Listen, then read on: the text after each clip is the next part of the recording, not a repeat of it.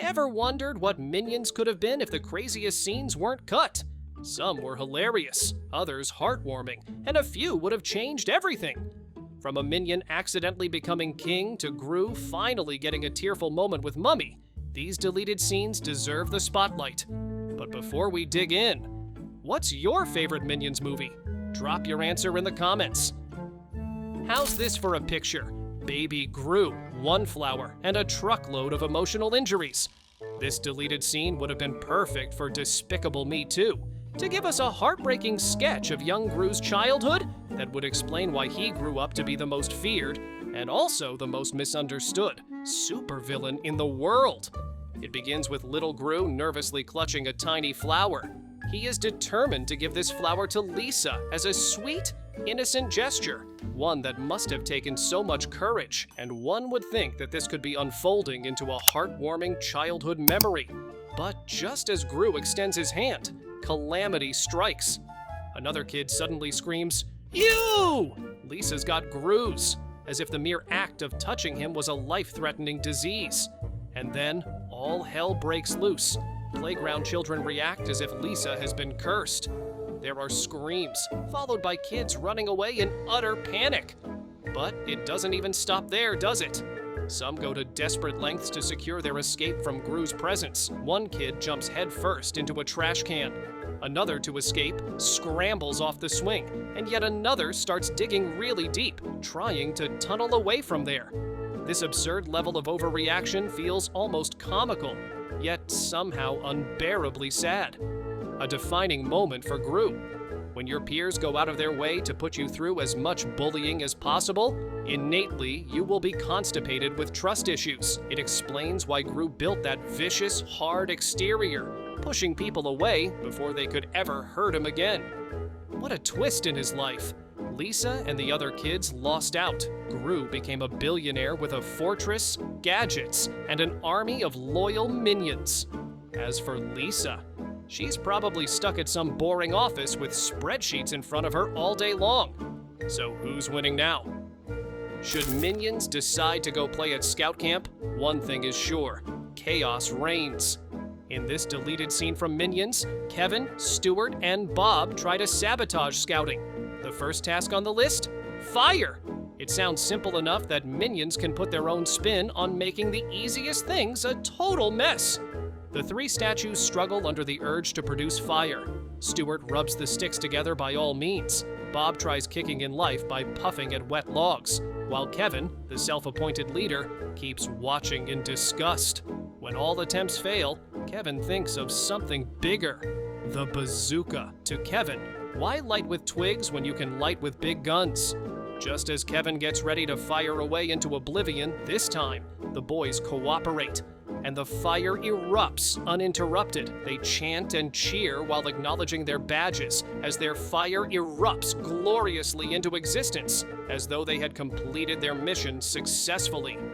Everything seemed fine and dandy, until they realized Kevin had already shot his bazooka before putting it away. His missile did not just vanish into thin air. It hit a dam nearby, triggering a cataclysmic chain reaction. Moments later, while the Minions were celebrating their victory, a massive wall of water cascaded down to wipe everything in its way. He cut to the aftermath. It gets to the campsite in ruins. Minions are wet and battered, and their scout leader? Nowhere to be found, presumed washed away by the flood. But what else would you expect from Minions?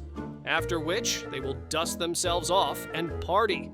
Despite their accidental disaster, Agnes still presents them with their badges. Badges they might have rightfully earned had they not, in the first place, drowned their leader. Oh, classic Minions. And while the Despicable Me franchise has produced a plethora of beloved characters throughout its many years, not all of them were given a place in the final product. One of the franchise's major losses? A couple of secret agents who were to serve as Gru's main adversaries. In the original story, the first film possessed a subplot concerning the plot of Gru to launch a missile towards a major city and demand ransom. Of course, someone had to thwart it. Cue the secret agents, a man and a woman in the style of classic spies like Bond and Kim Possible. whose job was to infiltrate Gru's lair and stop his evil plan so that they can save the day. That, however, did not go well for them. Instead of stopping Gru, they blundered right into one of his evil traps. Concept art shows Gru at one point with the agents tied up, hanging over a tank of piranhas, a fate that would have suited a T the over-the-top cartoonish villain he was originally intended to be. Agents were meant to have important roles throughout most of the movie. One of their greatest contributions to the plot was the idea of using the 3 orphan girls, Margot, Edith, and Agnes, as undercover operatives, tricking Gru into adopting the girls to spy on him from the inside. This plot would have evinced a different dynamic to the film, putting the girls' introduction into Gru's life as part of a global scheme, rather than an impromptu decision. Sadly, this great girl and boy secret agent duo was slowly but surely being scrapped as the script evolved. The male agent had even gone through different costume iterations, yet neither of them was even known by name before being removed from production. While these characters may never have made it to the silver screen, they offer a fascinating view into the making of Despicable Me. Countless changes are made to a great animated film before it ever reaches the audience. And every now and then, interesting ones, the kind that promise great things, pass into oblivion. Fans can only imagine how Despicable Me would have differed had the secret agents been a part of the storyline. What's the funniest deleted scene you've ever seen in any animated movie? Drop it in the comments. One of the most talked about scenes of Minions is the moment when Bob manages to pull Excalibur from the stone. In doing so, he unintentionally proves that he is worthy of the legendary sword. However, what many fans do not know is that originally Excalibur was to appear way before that drunken scene, in a deleted scene from the Middle Ages. In this lost sequence, the Minions are helping in a castle as lowly servants and, for want of a better term, are vying to clear excess water off the walls of the castle. As usual, their chaotic antics turn a simple undertaking into complete disorder. Amidst the muddling around with water, a nobleman rushes through, seemingly in haste. And in classic Minion style, tragedy. The nobleman stepped right into the puddle and slipped, almost ritually losing control. But the slapstick does not stop there. The nobleman, with a sword, unwittingly pitches the sword into the air along with him. An exaggerated slow motion plays out as the nobleman and his weapon reach the apex of their ill-fated trajectory before crashing back to Earth without a ceremony. In a true Minion style, they burst out laughing at someone else's misfortune in between their chaotic celebrations. But what they so happen to be laughing at is suddenly gone. Their laughter is short-lived. The sword, signifying an unexpected end to the royal lineage, renders the scene darkly comic and shocking. Once in a rare situation, their innocent mischief leads to dire consequences in a very exaggerated cartoon depiction. True to the Minions' brand of humor, the scene was left out. For what reason? Accidental tragedy with a sprinkle of historical implications might have been just a little too heavy for a kid's flick. While Minions relishes giving rise to chaos, making light of the accidental end of a very noble bloodline may have been construed as stepping out of line. Instead, the filmmakers decided to give Excalibur's great stroke to Bob further along in the movie. His unexpected success in pulling the legendary sword from the stone became one of the film's most iconic moments, proof that a bit of editing from time to time can really enhance a great punchline. In all likelihood, one of the funniest deleted scenes in Minions was to showcase Bob being playful in an unexpected setting. The scene that didn't cut was planned for an authentic English castle, where Bob finds an extravagant hall of mirrors. Childlike curiosity overtakes him, and he begins dancing in front of the mirrors, dazed by the strange and quirky reflections of himself. In the beginning, all was fun as Bob admired his distorted characters, laughing at how silly he looked. Then, all of a sudden, he notices that one of his reflections looks different. Instead of bald Bob staring back at him, this version has a full head of hair. Very confusing and horrifying, for all followers of Bob would know that he was, and always has been, completely bald. For one sane second, Bob stood frozen as he pondered whether the mirrors were tricking him or whether he'd somehow grown hair without realizing it. But the twist comes in quick succession. This is no reflection. Now that cannot be a reflection's just another minion. This trickster minion with hair had been hiding behind the glass all along, mirroring Bob's every move to put a prank on him. When Bob finds out about the prank, his expression is priceless. The second minion leaps out, laughing at what he considers an ingenious prank, and Bob is startled at first, but bursts into laughter with him. The two minions are cackling away, both enjoying the moment of their little prank together. Ultimately, this discarded scene describes all that fans adore about the Minions: innocence, play, and sheer fun. Bumping that moment would have given adorable airtime to Bob's character and shown the Minions' natural bent for slapstick.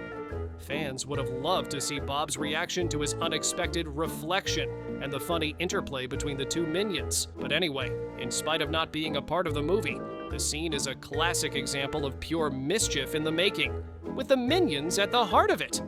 What a pity it could not have been incorporated. But surely the infectious laughter of Bob could have made the moment one of the funniest in the entire movie. In reality, in the Despicable Me universe, deleted scenes have a way of helping the audience through the cracks of the working process, while revealing moments that did not make it into the final version. One such scene conceived for Despicable Me 2 encompasses some action and humor, featuring Gru and his daughters being shrunk with a shrink ray, amplifying, even more, the feud between Gru and his archenemy, Vector, resulting in tension and funny moments alike. In this deleted scene, Vector pursues the now tiny Gru and his daughters, just gunning them down with one of his infamous piranha guns. Now, just the size of tiny printers, the characters have to find cover among massive, everyday objects. Hiding behind donuts on a table, they seek to dodge Vector's fire. The idea of tiny characters seeking refuge behind a breakfast pastry is humorously clever. Not to mention ripping off the age-old trope of shrinking heroes to heighten the stakes in a fun way. The absurdity of the whole situation, with characters shrunk to insect proportions, would have served as an added source of laughter that Despicable Me 2 is actually famed for. This scene would also include the Minions, who are always there to spice things up in Gru's world. The little yellow henchmen are sure to throw in their actual share of mischief scene. That wouldn't have been short of comedy. The Minions would have really kept things jolly, given their ability to turn a deadly situation amusing. They never know when to stop. Imagine the Minions trying to help Gru and his daughters, while also inadvertently making things worse. Classic Minions! The scene in question, while it may not have cut into the final film, would have surely added to the overall action. The visual comedy of the tiny characters using oversized objects as cover against their enemy would have provided a memorable sequence worthy of all the accolades and perhaps the fans themselves. The whole excitement of shrinking down must have driven even further home the tension of their newfound vulnerability, something not seen throughout the film's interesting viewing angle in the classic Gru versus Vector rivalry. In the end, while this scene did not make it to the screen, it forms a fun, quirky example of how much creative energy has gone into making Despicable Me 2. The deleted scenes are a testament to all the what-ifs that could have ultimately found themselves part of the cherished film. In the Despicable Me franchise, creativity knows no bounds, and some of the ideas considered for the movies are truly wild and unexpected. One such deleted scene from Despicable Me 2 involved a rocket designed to carry Gru into space to carry out his plan of stealing the moon. However, the rocket's design left fans scratching their heads, wondering why it was ultimately scrapped. The concept? A rocket shaped like a giant teddy bear. This idea for the rocket was undoubtedly a quirky and imaginative one. The teddy bear-shaped rocket would have added a light-hearted touch to the film's otherwise high-stakes and action-packed adventure.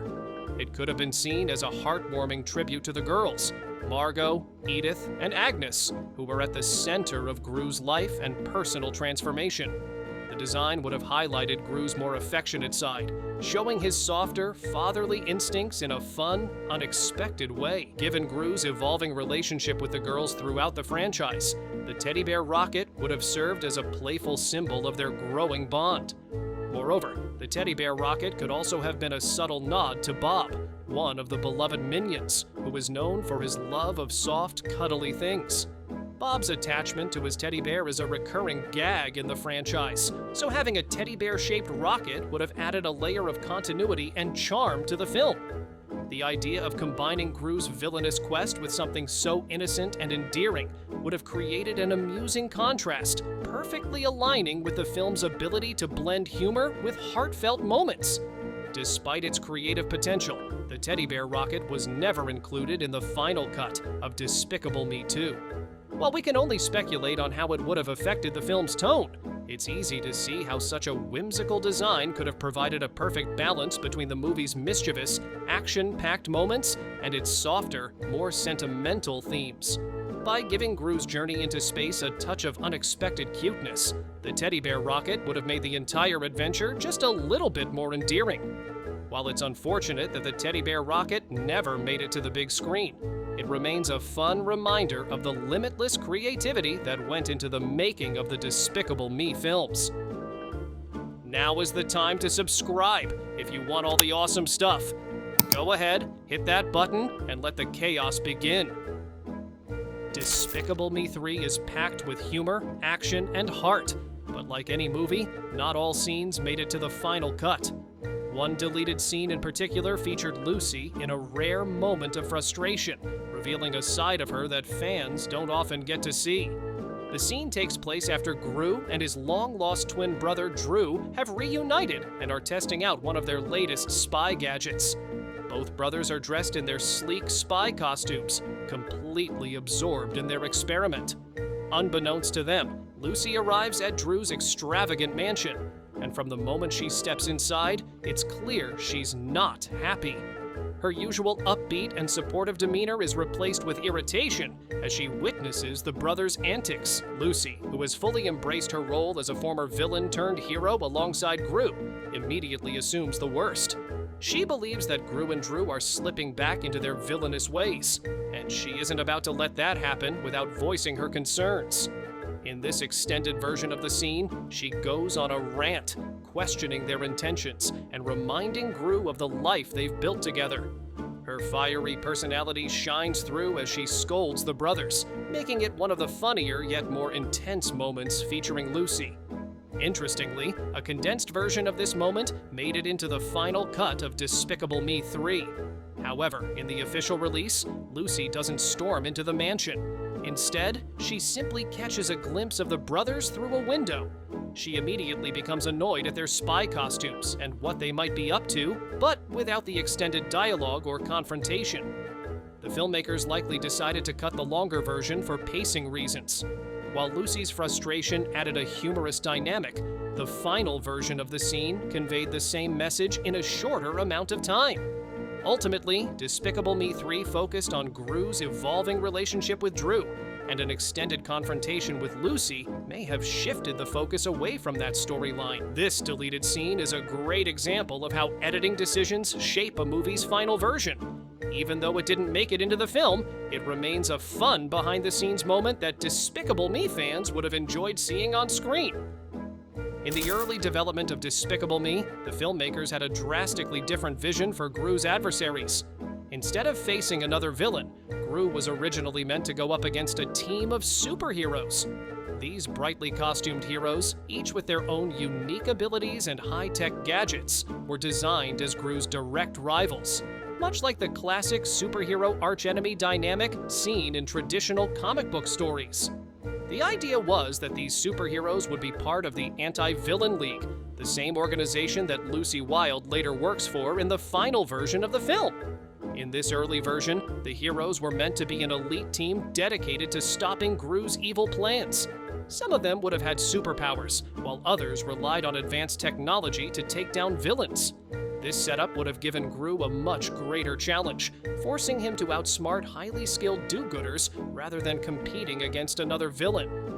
In this version of the story, Gru's battles with the superhero team would have been central to the plot, with elaborate action sequences showcasing Gru's cleverness and creativity as he tried to evade capture. Concept art even suggested that some of these heroes had bold, comic book-style costumes, reinforcing the idea that Gru was up against a team of professional, crime-fighting legends.